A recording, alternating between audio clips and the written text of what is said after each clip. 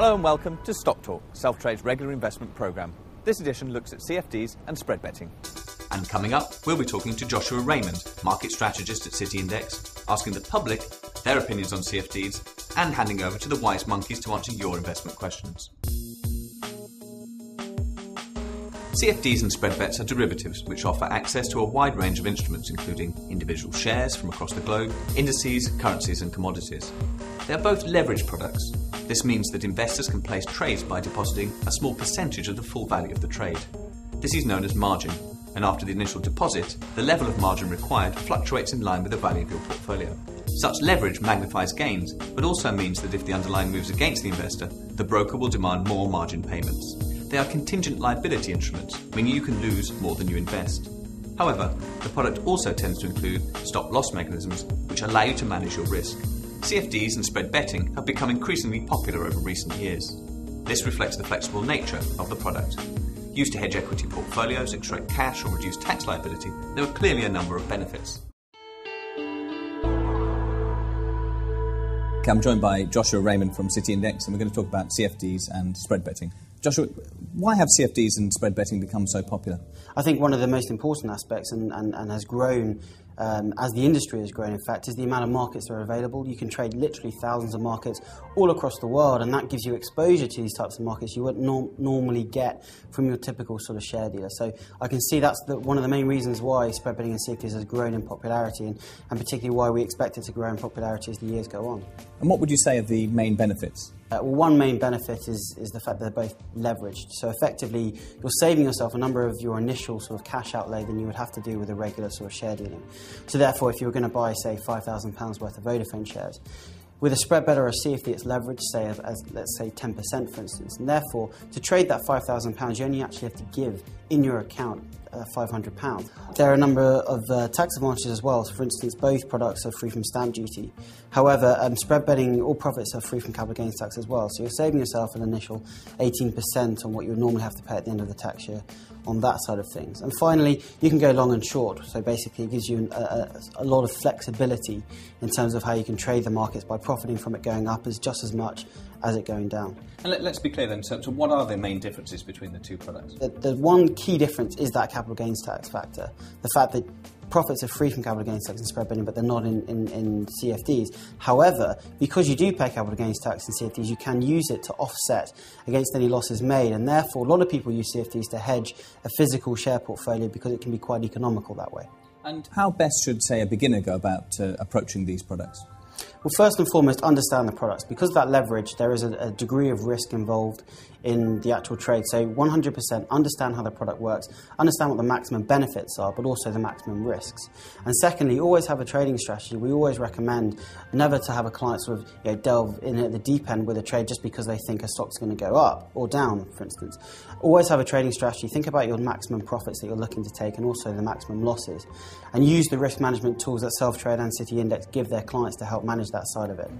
And you've talked about the risk there, but can we be clear on what the risks are and how an investor might go about managing them? Okay, well, the risks are purely down to leverage because obviously, returning to that previous example of the £5,000 trade on Vodafone, your risk is still £5,000, even though because the leverage has given you the benefit that you actually only have to give an initial cash outlay of, say, 10% of that. So understanding what your true exposure is half the battle. In effect, because it is leveraged, your risks are magnifying just as much as your return. The remaining side of the battle is using some of the trading tools that we give clients, like stop losses, for instance, and that helps to manage their risks.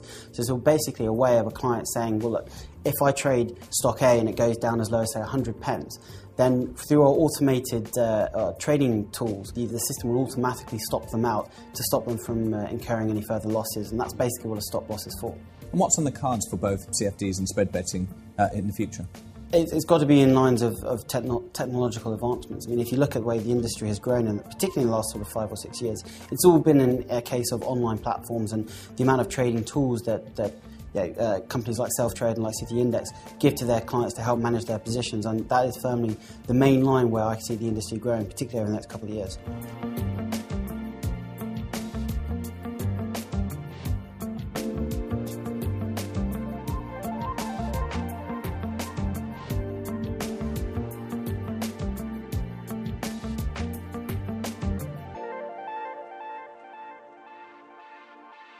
And there's one final question that everyone in the office wanted to know, and that is it a great responsibility being the city's hunkiest man? So someone should have warned me that you were going to ask that, because I'm going to turn bright red. It's a big throne to carry. I don't know whether I'll be able to carry it on next year or not. You weren't in the list last year? So I was not. No, I'm a newcomer. I'm a complete newcomer. Yeah, so a good surprise, a welcome surprise though. Joshua, thank you very much. Thanks.